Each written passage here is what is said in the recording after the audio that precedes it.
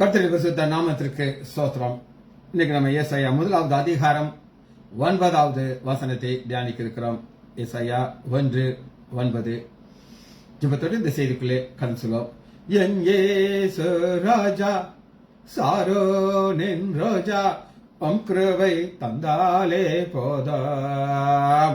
அலைமாதம் வாழ்வில் அலையாமல் செல்ல கிருபை முன் செல்ல அருளாம். அலைமோதும் வாழ்வில் அலையாமல் செல்ல கிருபை முன் செல்ல அருளாம். கடல் எனும் வாழ்வில் கலங்கம் என் படகில் சுக்கான் பிடித்து நடத்தும் என் தேவா. கடல் எனும் வாழ்வில் கலங்கம் என் படகில் சுக்கான் பிடித்து நடத்தும் என் தேவா. கடலினை கண்டித்த கர்த்தர் அல்லவோ, கடவாத எல்கையை என் வாழ்வில் தாரும். கடலினை கண்டித்த கர்த்தர் அல்லவோ, கடவாத எல்கையை என் வாழ்வில் தாரும். என் இயேசு ராஜா, சாரோனின் ரோஜா, கிருபை தந்தாலே போதும். அலைமோதும் வாழ்வில் அலையாமல் செல்ல கிருபை முன் செல்ல அருளாம். பிளவோண்ட மலையே, புகலிடம் நீரே, புயல் வீசும் வாழ்வில் பாதுகாத்தருளாம்.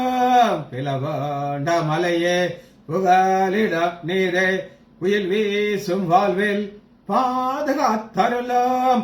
பாரேனில் காரேறல் கஷ்டங்கள் அணுகாமல் வரனே என் முன்னே தேவமாய் வாரம். பாரேனில் காரேறல் கஷ்டங்கள் அணுகாமல் வரனே என் முன்னே தேவமாய் வாரம்.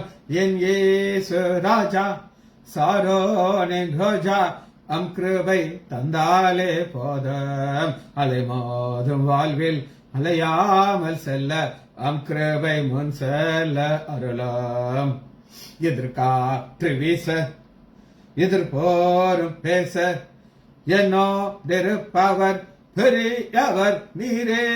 எதிர்காற்று வீச எதிர்போரும் பேச என்னோடிருப்பவர் பெரியவர் நீரே. இயேசுவே யாத்திரையில் கரை சேர்க்கும் தேவா, என் ஜீவ படைகள் நங்கோரம் நீரே.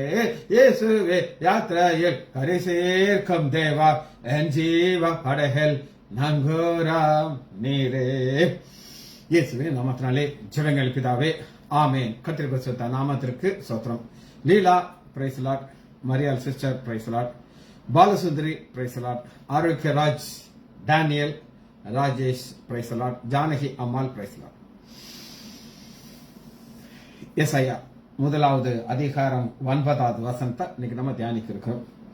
சேனைகளின் கர்த்தர் நமக்கு கொஞ்சம் மீதி வையாமற் போறானால் நாம் சோதாமை போலாகி கோமராவுக்கு ஒத்திருப்போம். சேனைகளின் கர்த்தர். சரி, இதுக்கு இங்கிலீஷ் வார்த்தை என்ன கொடுத்தோம்னா ரெமனன்ட். Remnant, REMNANT. ரெமனன்ட்னா மீதி, கொஞ்சம். இத ஒரு பாஸ்டர் ரொம்ப அருமையாக எனக்கு எனக்கு நான் காசெட்ல பார்த்தேன். நீங்க ஒரு டீ பிரியர், டீ குடிக்கிறீங்க. டீ குடிச்சு குடிச்சு குடிச்சு கடைசியில கொஞ்சம் மண்டி, அந்த மண்டியை யாரும் குடிக்க மாட்டாங்க. காஃபிலையும் பார்த்தீங்கன்னா இந்த நெஸ்காஃபிலாம் அது வராது. அந்த ரெகுலர் காஃபில கீழே கொஞ்சம் மண்டி வரும். அது அவர் எப்படி அதை எக்ஸ்பிளைன் பண்ணுவார் அப்படின்னு கேட்டீங்கன்னா, 2 காதலர்கள் இருப்பாங்க. இவங்க ஒரு சிப் குடிப்பாங்க, அத்தாக்கா ஒரு சிப் குடிக்கும். அவங்க எச்சினெல்லாம் பார்க்க மாட்டாங்க. மாறி மாறி மாறி மாறி ரசிச்சு ருசிச்சு குடிப்பாங்க. எவ்வளவு ரசிச்சு ருசிச்சு குடிச்சாலும் கடைசியில் அந்த மண்டியை யாரும் குடிக்க மாட்டாங்க. இந்த மண்டி உங்க வாய்க்குள்ள போச்சுன்னா அந்த காஃபி டேஸ்ட், டீ டேஸ்ட் மாறிடும். அதுபோல நாம் மீதியானவர்கள், ரமன், மிச்சம், சாப்பாட்டுல மிச்சம்ங்கிற மாதிரி இதான் நம்மளுடைய ஒரு காரியம். அதான் ஏசாயா 1வது அதிகாரம் 9வது வசனத்துல சேனைகளின் கர்த்தர். சேனைகளின் கர்த்தர் என்ன செய்றார் அப்படின்னு கேட்டீங்கன்னா, நமக்காக கொஞ்சம் மீதி வையாம போனால் நாம் சோதாமை போல ஆகி கோதம் இருக்கும். சோதம் குமாராவை போல நாம் ஆயிருப்போம் அப்படின்னு நம்ம பார்க்கிறோம். சரி, இந்த ரெமரண்ட் கிரேக்க வார்த்தை நான் உங்களுக்கு எபிரேய வார்த்தை ஒரு 3 வித்தியாசமான வார்த்தைகளை இன்னைக்கு நம்ம கற்றுக்கொள்ள போகிறோம். சரி, ஐபோஸ்ங்கிற முதல் வார்த்தை IOIPOS, ஐபோஸ், ரிமைனிங், மீதியா இருக்கிறது. இந்த ரெஸ்ட் அப்படின்னு சொல்லி பார்க்கிறோம். இந்த ரெஸ்ட் ரெமனன்ட் இது யார் அப்படின்னு நீங்க கேட்டீங்கன்னா, முதல்ல ஒரு வசனம் எடுத்துக்கொள்வோம். மத்தேயு 22வது அதிகாரம் 6வது வசனம். 22:6. மற்றவர்கள் அந்த ஊழியக்காரரை பிடித்து அவமானப்படுத்தி கொலை செய்தார்கள். மற்றவர்கள், இது ஒரு கூட்டத்தை பார்க்கிறோம். அது மற்றவர்கள். இது யார் அப்படின்னு கேட்டீங்கன்னா, ஆண்டவராகிய இயேசு கிறிஸ்து ஒரு ஓமையை சொல்லுகிறார். பரலோக தேவன் தன்னுடைய குமாரனாகிய இயேசு கிறிஸ்துக்கு ஒரு மனவாட்டியை கொடுத்து ஒரு ஓமை சொல்கிறார். அவர் கல்யாணத்துக்கு வர சொல்லி ஆள்களை ஊழியர்கள் அனுப்புகிறார். வர மனதில்லை. எல்லாருக்கும் வர மனதில்லை. இது மக்களை பத்தி நம்ம பார்க்கிறோம். அப்பொழுது வேறு ஊழியர்கள் அனுப்புகிறார். அவங்க என்ன சொல்றாங்க அது கேட்டீங்கன்னா, அவர்கள் அனுப்பினான். அழைக்கப்பட்டவர்களோ அதை அசட்டை பண்ணி, அழைக்கப்பட்டவர்கள் இஸ்ரேல் மக்கள் அழைக்கப்பட்டவர்கள். பாருங்க 6வது, மற்றவர்கள் அவன் ஊழியக்காரரை பிடித்து அவமானப்படுத்தி கொலை. இந்த மற்றவர்கள் கொஞ்சம் மக்கள். இந்த மற்றவர்கள் தான் ரெமனன்ட் அப்படி பார்க்க. இது ஐபோஸ், மற்றவர்கள். வெளிப்படுத்துதல் 11வது அதிகாரம்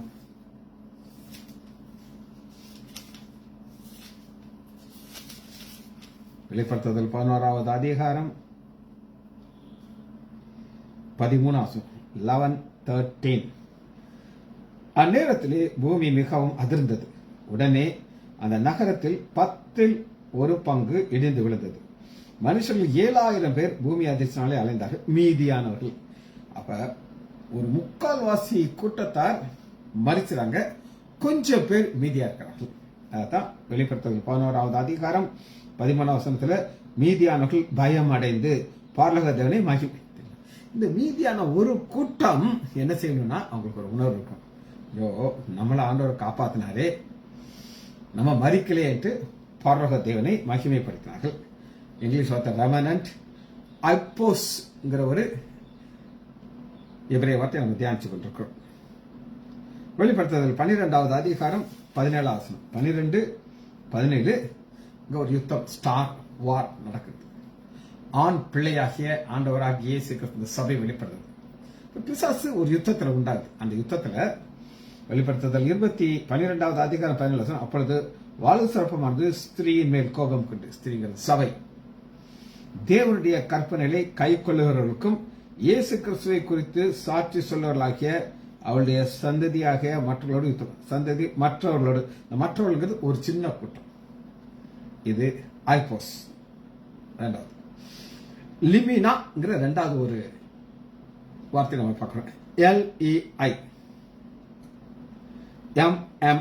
லிமினா. இதுக்கு என்னன்னா, ரெஸ்ட் நான் உங்களுக்கு சொன்ன இங்கிலீஷ்ல. இது that which is left மீதி. இப்ப நம்ம சாப்பிட்டு பிளேட்ல சாப்பிட்டாலும் சரி, அதுல நிறைய ஒரு கொத்த கொத்த கொத்த கொத்த கொத்த சாப்பிடும்.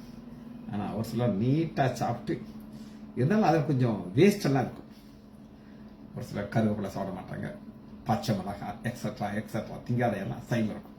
அதான் வாட் இஸ் லெஃப்ட்.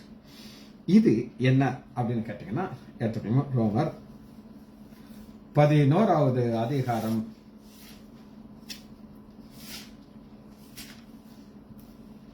11:5.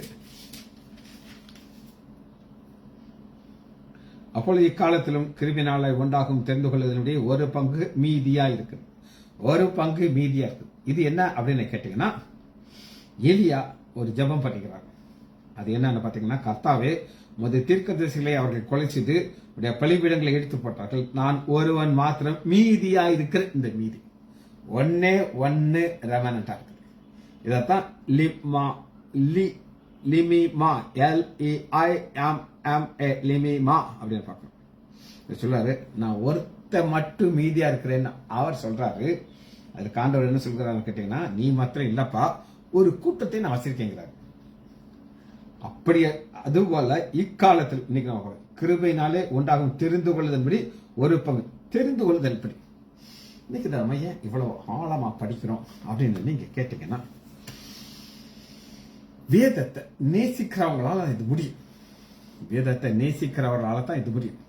எல்லாரும் வேதத்தை நேசிப்பாங்களா அப்படின்னு கேட்டீங்கன்னா, நோ, எல்லாரும் நேசிக்க மாட்டாங்க. ஆனா நம்மள எப்படி பார்க்கணும் அப்படின்னு கேட்டீங்கன்னா, ஒரு ரெவனன்ட் மீதியான ஒரு கூட்டமாக இருக்குது. ஆனா இது எப்படி இருக்கும்னா, சின்ன கூட்டம், பெருசு கிடையாது. சரி, இந்த லிமிமாக்கு 2 ராஜாக்கள் 19வது அதிகாரம் 4வது வசனம்.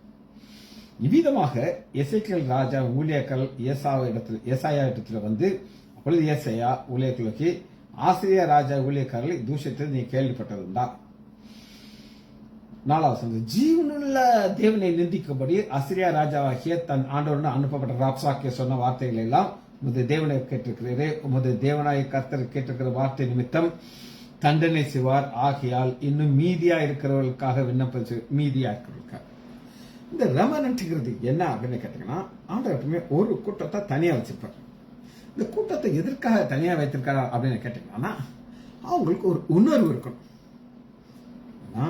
என்ன ஆண்டவர் மிச்சம் வச்சிருக்கிறார் அப்படின்னு சொல்லி, ஒரு சகோதரி, அதுக்கு ஒரு பையன் சொல் பேச்சே கேட்க மாட்டான்.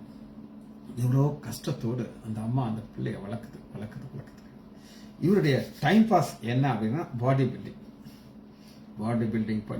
பில்டிங் பண்ணி அப்படியே ரோட்ல நடந்து வந்தா எல்லா பெண்களும் நான் வாயை பிளந்து பார்க்கணும்னு அவர் நினைக்கிறார். படிச்சு பார்ப்போம், அதெல்லாம் நடக்காதுங்க. எல்லாருக்கும் அவங்கவுங்களுக்கு கவலை இருக்கு. ஆனா இந்த பையனுக்கு என்ன ஒரு உணர்வு கிடையாதுன்னா, எனக்கு அப்பா கிடையாது, என் தாய் என்னைய கஷ்டப்பட்டு வளர்க்கிறான், வேற உணர்வு கிடையாது. அந்த உணர்வு எப்படி உண்டாகும் நீங்க சொல்லுங்க, நமக்கு தெரியணும். அதனாலதான் அது அதிக ஆரம்பிக்கும் போதே ஆண்டவர் ஒரு மாடையும் கழுதையும் கம்பேர் பண்ணி தான் இவங்களை சொல்றாங்க. அந்த மாட்டுக்கு கூட அறிவு இருக்குயா, அந்த கழுதைக்கு கூட அறிவு இருக்கு, உனக்கு அறிவு இல்லையே அப்படிங்கிறார். இப்ப இந்த தம்பி ஒரு உணர்வுக்குள்ள வரணும். எனக்கு இந்த பாடி, இந்த சரீரத்தை ஆண்டவர் கொடுத்த என் தாய் நான் சந்தோஷப்படுத்தணும். அது இல்லைன்னா நடக்கவே நடக்காது. அதனாலதான் நம்ம பார்க்கிறோம், மீதியார்களுக்கு விண்ணப்பம் செய்வீராக, விண்ணப்பம் செய்யணும். ஆனா அவங்களுக்கு தெரியணும், நான் மீதியான ஒரு சின்ன கூட்டம் வச்சிருக்கேன். கடைசியாக 3வதாக ஒரு கொஞ்சம் பெருசா இருக்கு, இதை நான் பிரிச்சு நான் சொல்றேன். ஹிப்போ, HUPO, ஹிப்போங்கிற ஒரு வார்த்தை. அடுத்து அதே மாதிரி வருதுங்க, LEIMMA. அப்ப இது என்னன்னா அண்டர், ஹிப்போனா அண்டர்.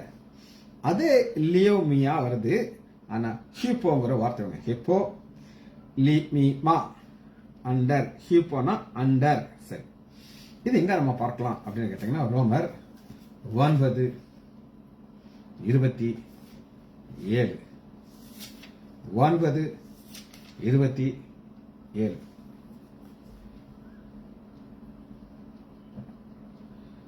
அல்லாமலும் இஸ்ரேல் புத்திரர் லக்காம் மனலத்திரையாக இருந்தாலும் மீதியா இருப்பவர்கள் மாத்திரம் வச்சுக்க, மீதியா இருக்கிறவர்கள் அண்டர். இது எதற்கு அண்டர்?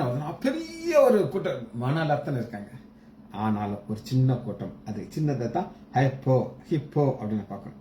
மீதியா இருக்கிறவர்கள் மாத்திரம். இன்னொரு வசனத்தை வாசிச்சு முடிச்சுட்டு நம்ம இந்த எபிரேயரை முடிக்க போயிடும்.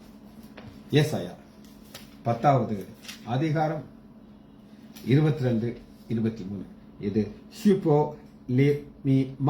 லிமிமா என்றதுக்கு ஏசாயா 10:22-23. இஸ்ரவேலே, உன் ஜனங்கள் சமுத்திரத்தில் இருந்தாலும் அவர்கள் மீதியா இருந்தவர்கள் மாத்திரம் திரும்புவார்கள். இங்கிறது தான் பவுல் எழுதுகிறார். தீர்மானிக்கப்பட்டவரை அழிவு நிறைந்து நீதியோடு புரண்டும். இது அவர் விட்டார். ஏன்னா இங்க என்ன இருக்குன்னா, அழிவு இருக்கு. அழிவு யாருக்கு வரும் அப்படின்னு கேட்டாங்க, அந்த மெஜாரிட்டி பீப்புள், கடற்கரை வரும். ஆனா அண்டர் ஹிப்போ ஒரு கூட்டம் இருக்காது. அவர்களுக்கு சேனைகளின் கர்த்தராகிய ஆண்டவர் தேசத்திற்குள்ளே தீர்மானிக்கப்பட்ட அழிவை வர சொல்வார். இந்த சேனைகளின் கர்த்தர்ங்கிற ஒரு வார்த்தையை தான் நம்ம இங்க பார்க்கணும். சேனைகளின் கர்த்தர் நமக்கு கொஞ்சம் மீதியாக. முதல்ல இந்த நாமத்தை நம்ம தியானிக்க இருக்கிறோம். சேனைகளின் கர்த்தர். இந்த சேனைகளுடைய கர்த்தர்ங்கிறது இது என்ன ஒரு அர்த்தம் அப்படின்னு கேட்டீங்கன்னா, ஆதியாகமம் 2வது அதிகாரம் 1 வசனத்தில் இவ்விதமாக வானமும் பூமியும் அதன் சர்வ சேனையும் உண்டாக்கப்படும். சர்வ சேனை உண்டாக்கிட்டு ஆண்டவர் இப்ப இதெல்லாம் சிலது பார்க்க முடியும், சிலதை பார்க்க முடியாது. உதாரணத்துக்கு சூரியன், சந்திரன், நட்சத்திரம், எக்ஸெட்ரா எக்ஸெட்ரா, இதுல சிறகுல பார்க்க முடியும், நிறைய பார்க்க முடியாது. அதுபோல இப்ப பார்க்க முடியாத ஒரு சர்வ சேனை உங்களுக்கு காட்டப்படும். பார்க்க முடியாது, கண்களை பார்க்க முடியாது, அது சர்வ சேனை. 1 ராஜாக்கள் 22வது அதிகாரம் 1 ராஜாக்கள் 22வது அதிகாரம்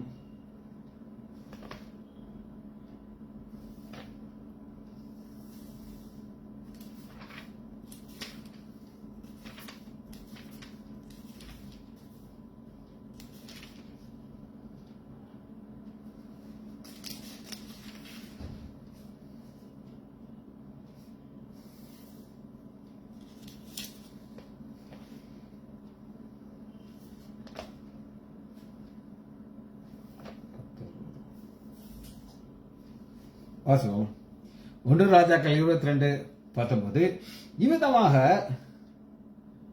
அவன் இங்க யோசாபாத் ராஜாவையும் தீர்க்கதரிசியும் நம்ம பார்க்கிறோம். கர்த்தருடைய வார்த்தை கேளும், கர்த்தர் தம்முடைய சிங்காசனத்தில் வீற்றிருக்கிறார், பரம சேனை எல்லாம் அவருடைய வலது.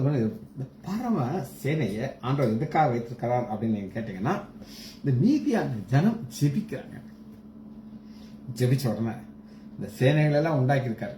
இதெல்லாம் சிலது கண்களை பார்க்க முடியும், சூரியன், சந்திரன், நட்சத்திரங்கள் நிறைய காண முடியாது.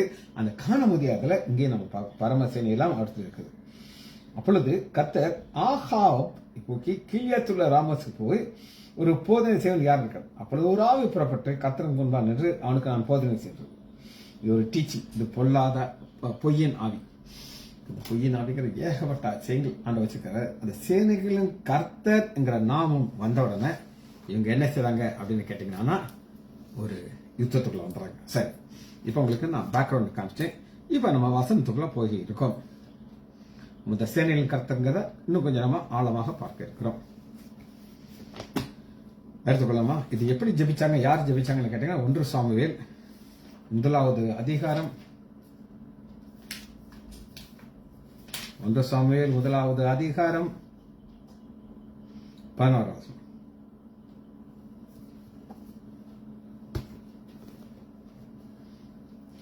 சேனைகளின் கர்த்தாவே.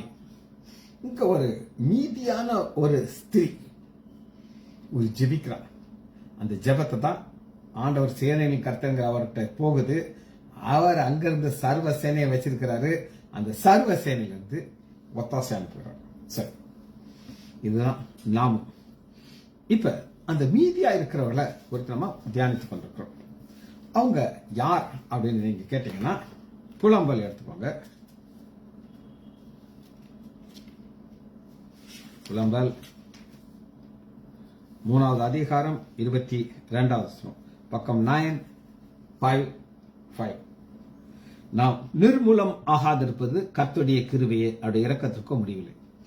நிர்மூலம்ங்கிறது என்னன்னா, டோட்டல் அழிஞ்சு. கோராகின் புத்திரரை நம்ம பார்க்கிறோம். கோராகு, தாத்தான் எல்லாம் செத்து போயிறாங்க. அந்த மீதியாய் ஒரு கூட்டத்தார் அழியல.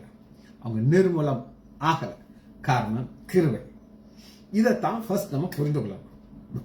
நமக்கு என்னைக்கு இது கிருபை அப்படின்னு நமக்கு தெரிய ஆரம்பிச்சிருச்சோ, இன்னும் நம்ம நம்மளை தாழ்த்தும். ஏன்னா தாழ்மையில் அவனுக்கு கிருபை அதிகம் கொடுப்பார். அவைகள் காலைதோறும் புதியவைகள். அவைகள் காலைதோறும் புதியவைகளை ஒரு பாஸ்டர், அவர் அன்பு ராஜ் என்னையோட ஷார்ட்டா இருப்பார். அவர் ஒரு அருமையான ஒரு உதாரணத்துல இன்னைக்கு நல்லா மறக்க முடியாது. ஆண்டோட்ட ஃப்ரிட்ஜ் கிடையாது அப்படின்னாரு. எங்களுக்கெல்லாம் ஆச்சரியமா ஃப்ரிட்ஜ் கிடையாது, எல்லாரும் ஃப்ரிட்ஜ் வச்சிருக்காங்களேன்னு. அவர் என்ன செய்வாரா, ஒரு நாளைக்கு கொஞ்சம் கிருபைகளை உண்டு பண்ணி வச்சிருப்பார். யார் யாரெல்லாம் அதிகாலையில போறாங்களுக்கோ அவங்க அதை வாங்கிக்குவாங்க. மீதியாக்கெல்லாம் வேஸ்டா இருக்கும். எங்க வீட்டில் பார்த்தீங்கன்னா ஒரு பெரிய சட்டி நிறைய சாம்பார் செஞ்சிருவாங்க. செஞ்சு பெரிய பெரிய அண்டால ஊற்றி உள்ள ஃப்ரிட்ஜில் வச்சுருவாங்க. இன்னைக்கு ஒரு பெரிய பாத்திரம், 2வது பாத்திரம், 3வது 3-4 அப்படி வந்துகிட்டே இருக்கும். அந்த காலத்தில் பிச்சைக்காரங்க இருந்தாங்க, மீதி அவங்கள்ட்ட போட்டிருக்கு. பிச்சைக்காரங்க கிடையாது, இருக்காங்க, இல்லை நான் சொல்ல மாட்டேன். என் காலத்துக்கு முன்னாடி நிற்பாங்க. அங்கெல்லாம் நல்லா வருமானம் அவங்களுக்கு கிடைக்கும். தவறு சொல்ல, அவங்க நல்லா ஹாப்பியா இருக்காங்க. பிச்சை எடுக்கிற லெவல்ல மாறிடுச்சு. இப்ப நிர்மூலமாகாமல் இருப்பது சுத்த கிருபை. காரணம் அப்படியே கிருபை அதிகாலையில புதிதாக இருக்கிறது. ரைட். 2வது அந்த மீதியானவர்கள ஆபகுக் 3வது அதிகாரம் 2வது பக்கம் 108:5 108:5 ஆபகுக் 3வது அதிகாரம் 2வது. கர்த்தாவே, நீர் வெளிப்படுத்ததை நான் கேட்டேன், எனக்கு பயம் உண்டாயிற்று. கர்த்தாவே, வருஷத்தின் நடுவிலே உங்களுடைய கிரியைகளை, வருஷத்தின் நடுவிலே உட்கார்ந்துட்டு இருக்க டைம், வருஷத்தின் நடுவில் உட்கார்ந்துட்டு இருக்க, பாதி முடிஞ்சிருச்சு, செகண்ட் ஹாஃப்குள்ள வந்தாச்சு, இப்பதான் ஆரம்பிச்சாப்ல இருந்துச்சு. இது என்ன நடக்குன்னா, உங்களுடைய கிரிகளை உயிர்ப்பியும். அந்த கிரிகளை உயிர்ப்பிக்கிறதுனா என்ன அர்த்தம் அப்படின்னு கேட்டீங்கன்னா, நமக்குள்ள இருந்த சில காரியங்களை அவர் வெளிப்படுத்தணும். உதாரணத்துக்கு நான் தம்பியை சொன்னேன், அவருக்கு என்ன ஆசை இல்லை அப்படின்னு கேட்டீங்கன்னா படிக்கணும். அந்த சகோதரி சொல்றாங்க, 2 லட்சம் ரூபா கொடுத்து இன்ஜினியரிங் காலேஜ் சேர்த்திருக்கேன் அப்படின்னு சொல்லிச்சு.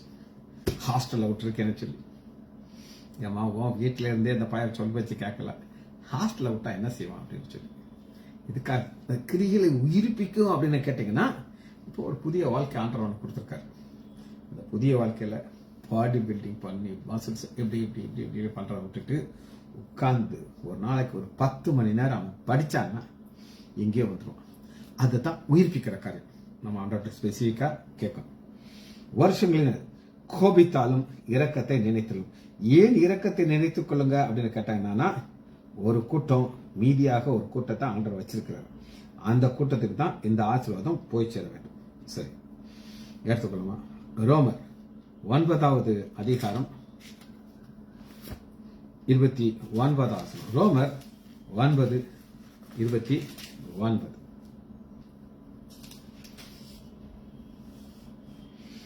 அல்லாமல் ஏசாயா முன் சொன்னபடியே சேனைகளின் கர்த்தர் தமக்குள்ளே ஒரு சந்ததியை மீதியாக வைக்காது போனால் நாம் சோதாமை போல் இருந்திருப்போம். இதை எதனால் அந்த வசனத்தை எடுத்து சொல்லுகிறார் அப்படின்னு கேட்டீங்கன்னா, இப்படி நாம் என்னத்தை சொல்லுவோம், நீதியை தேடாத புறஜாதியர்கள் நீதியை அடைந்தார்கள், அது விசுவாசத்துக்கு உண்டாக. இதுதான் நமக்கு கனெக்டிங் வேர்ட். எப்படி ஆவியானவர் எழுதி வச்சிருக்காரு பாத்தீங்களா? நம்மள மீதியா வச்சிருந்து புறஜாதியா நமக்கு இதை நம்ம உணரணும்.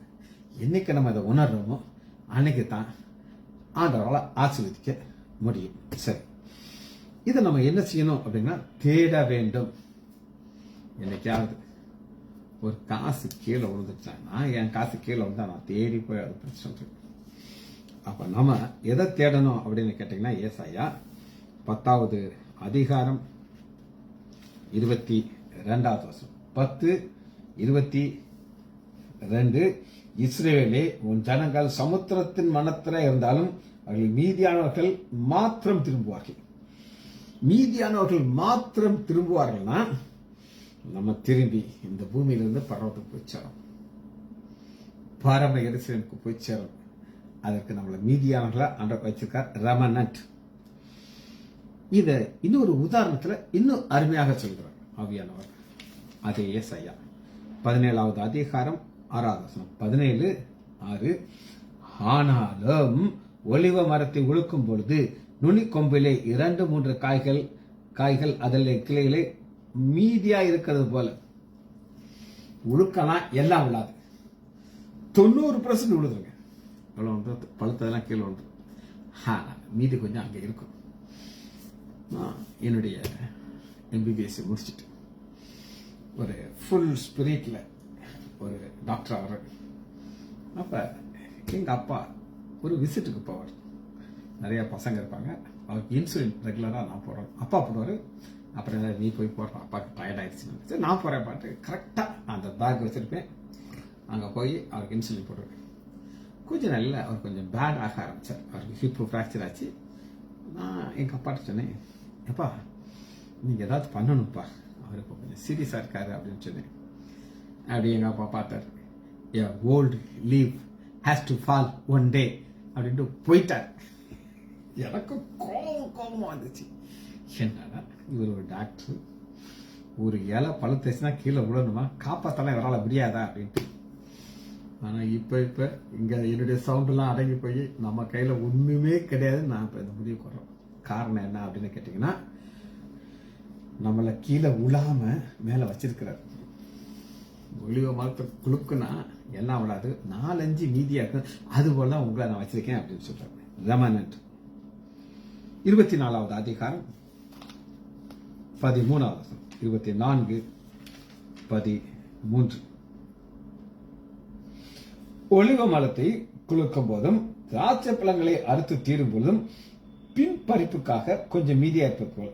பின் பறிப்புக்காக தேசத்துக்குள்ளே இந்த ஜனத்திற்குள் நடுவில் கொஞ்சம் மீதியா. இந்த பின் பறிப்புங்கிறது என்ன அப்படின்னு நீங்க கேட்டீங்கன்னா, ஏழைகள், விதவைகள், இவர்களுக்காக என்ன செய்வாங்க, கொஞ்சத்தை விட்டு வச்சிருப்பாங்க. நீ படிச்சுட்டு போ, எங்களுக்கு நிறைய கிடைச்சிருச்சு அப்படின்ட்டு. ஆண்டவர் சொல்லுவா, அதை நீ விட்டு, அவங்க பாவம், அவங்க எடுத்துக்கிடட்டும் அப்படின்னு சொல்லி.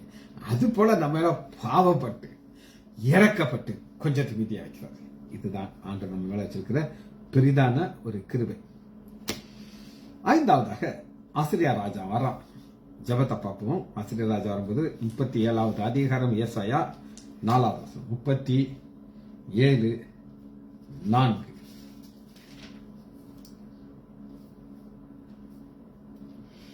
ஜீவனுள்ள தேவனை நிந்திக்கும்படி அசிரியா ராஜாவாகிய தன் ஆண்டவனால் அனுப்பப்பட்ட ரப்சாக் சொன்ன வார்த்தைகளை தேவனாய் கத்துக்கிட்டு, உமது தேவனாய் கத்திருக்கிறது தண்டனை செய்வார், ஆனாலும் இன்னும் மீதியா இருக்கிறவர்களுக்காக விண்ணப்பம் செய்வார். இசைக்க சொல்றாங்க, மீதியா இருக்கிறவர்களுக்காக விண்ணப்பம் பண்ணணும். ஏன்னா அந்த மீதியா இருக்கிற இந்த கூட்டத்தார் தான் தேவனுடைய வல்லமையை பார்க்க போறோம். தூதம் வருவான், 1,900,000 பேரை வெட்டிட்டு போய்கிட்டே இருப்பான். இந்த மீதியானவர்களுக்கு அதை பார்க்கிற ஒரு ஆசீர்வாதம் இருக்கு. நம்மளாம் அந்த மீதியானவர்கள் நம்ம அனுதினமும் ஆண்டவர் செய்யற அதிசயத்தை நம்ம பார்க்கிறோம். சரி, 37வது அதிகாரம் 31வது வசனம். யூதா வம்சத்தார் தப்பி மீதியார்கள் மறுபடியும் கீழே வேறு விட்டு மேலே கழிப்பார். ஒரு மரம் இருக்குது, ஃபுல்லா அட்டிட்டார். வெட்டணும்லாம் நினைக்கிறாங்க, எல்லாம் போச்சு, அவ்வளவுதான், இனி ஒன்றும் கிடையாதுன்ட்டு. எங்க அப்பா இறந்தோட இந்த வார்த்தை தான் வந்துச்சு, இனி இவங்கெல்லாம் நாகர்கள் போக வேண்டியதுதான், இங்க இவங்களுக்கு என்னையா வேலை அப்படின்னு சொல்லி. ஆனா மீதியா இருக்கிறவர்கள், எருசலேமிலே தப்பினவர்கள் சீயோன் மலையிலிருந்து புறப்படுவார்கள். இந்த சீயோன் மலையிலிருந்து நம்ம புறப்படுறதுக்கு ஆண்டவர் வேற வச்சுட்டார். கீழே வேறு பற்றி மேலே கனி கொடுப்பார்கள். வேறு ஸ்ட்ராங்கா இருக்கும், பார்க்க முடியாது. ஆனா அந்த வேர்ல இருந்து உயிர் இருக்குது. அந்த உயிர் என்ன செய்யணும்னா அந்த மீதியானவர்களை அப்படியே மேல கொண்டு வந்துடும். காரணம் கிருபை. யோபு 2வது அதிகாரம்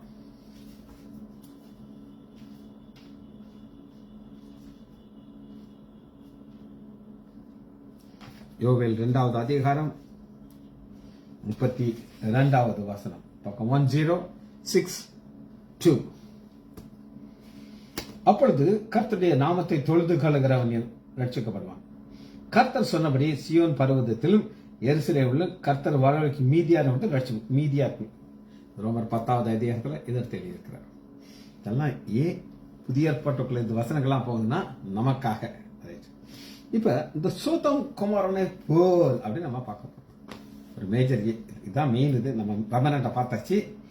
ஆனா சோதம் குமாராவை போலக்கி குமாராக்கு ஒத்திருப்போம். அது அழிஞ்சது போல நம்மளும் அழிஞ்சிருப்போம். ஆனா நம்ம அழியாததற்கு காரணம் என்ன அப்படின்னா, ஆதியாகமம் 19வது அதிகாரம் 24-25 ஆதியாகமம் 19:24-25 எல்லாம் தெளிச்சிட்டான். ஒண்ணு கூட மீதி வைக்கல. புகைக்காடு சாம்பலா மாறிடுது, மீதி எதுவுமே கிடையாது. ஆனா உபாகமம் 29வது அதிகாரத்துல இன்னொரு சத்தியத்தை நம்ம பார்க்கலாம். உபாகமம் 29:23.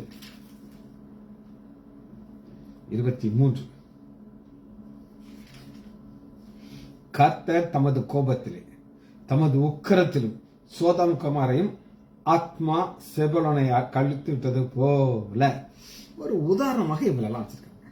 திச்சாங்கம் இவங்கெல்லாம் நான் அழிச்சேன், உங்களை அழிக்கிற காரணம் நீ கிருபையாக ஒரு மீதியான ஒரு கூட்டமாக இருக்கிறாங்க. இந்த தேசத்திலே நிலங்கள் எல்லாம் விதைப்பு எல்லாம் உப்பாக மாறி கந்தகம் உப்பா மாறி. ஒரு போனஸ் ஒரு செய்தியை நான் சொல்ல நேற்று யூடியூப்ல பார்த்தேன்.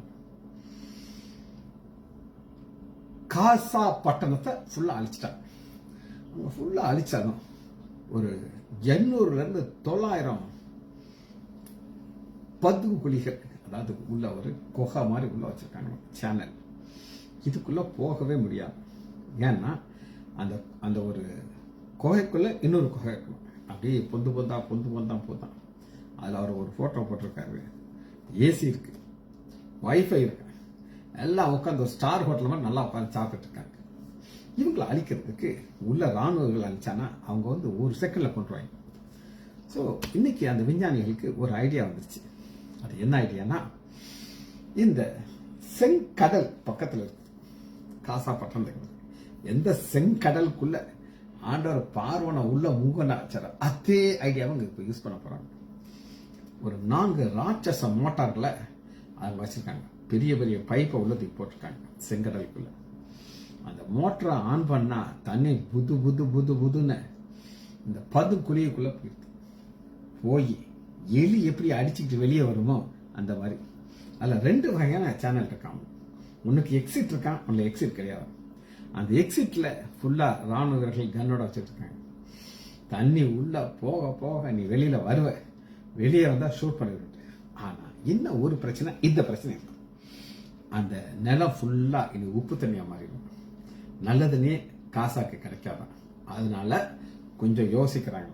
இந்த வசனத்துல உப்பாக மாறும். அது அன்னைக்கு இல்ல, இன்னைக்கும் இது நடக்க இருக்குது. உப்பு இதுதான் ஆண்டவர் கொண்டு வரப்பார். இதனால அங்க உள்ளவர்களுடைய நிலைமை எப்படி மாறும் அப்படின்னு கேட்டீங்கன்னா, ஒரு வசனத்தை வாட்சி நம்ம அதை முடிக்க போகிறோம். புலம்பல் 4வது அதிகாரம்